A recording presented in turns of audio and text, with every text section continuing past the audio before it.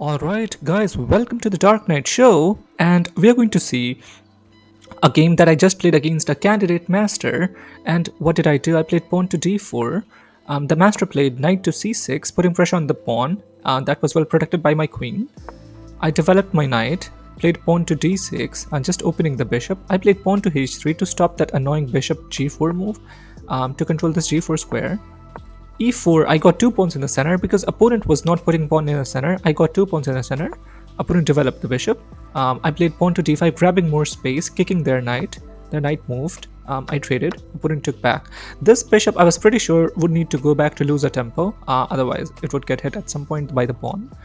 Here, I gave a check and traded my bad bishop for opponent's good bishop. Why that was a bad bishop? Because my pawns were on the light square. So they were obstructed by the bishop could get obstructed by its own pawns. So I just got rid of that bad bishop for opponent's good bishop.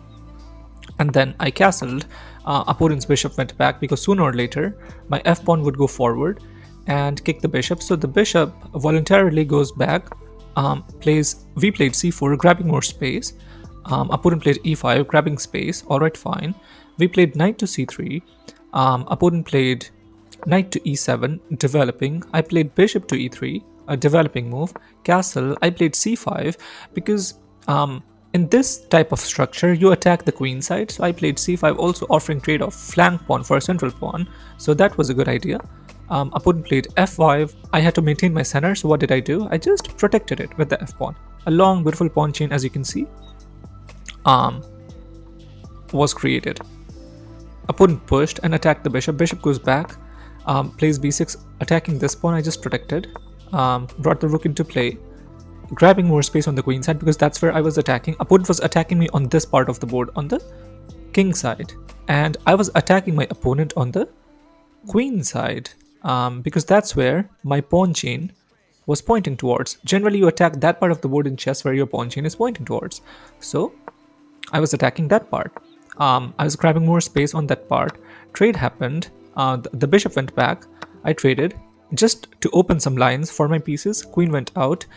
Then the knight went out to attack the weak pawn. Then the rook went in to attack this part. And then later I went on to win a pawn.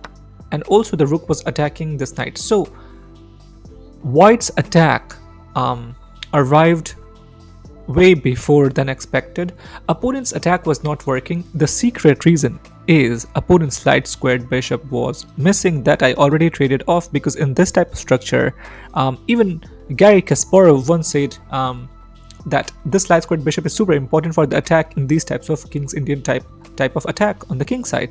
But the light squared bishop I already traded off, so I was very well aware that the masters, the candidate masters attack won't work against me. So I was super confident from very beginning.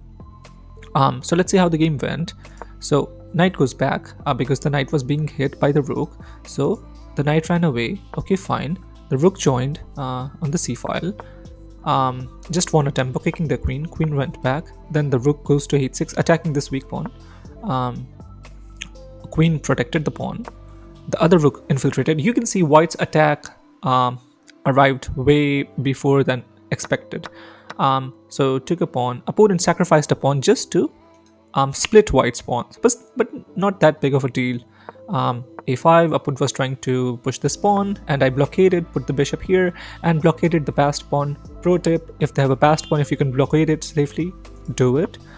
Queen d7, I traded, alright. G5, some moves were played in time trouble. I had like 20 seconds left, so we can't be critical of the moves when you are in time trouble. But at the end, I traded the rooks and put my rook behind the passed pawn. Remember this rule, rooks behind the passed pawns, don't forget the rule. I traded queens and got into a position where I would win the pawn. Later I went on to win the pawn, and it was 3 versus 1 pawn. And later I went on to win this pawn as well. And from here, I had 6 seconds left. I had to play very fast.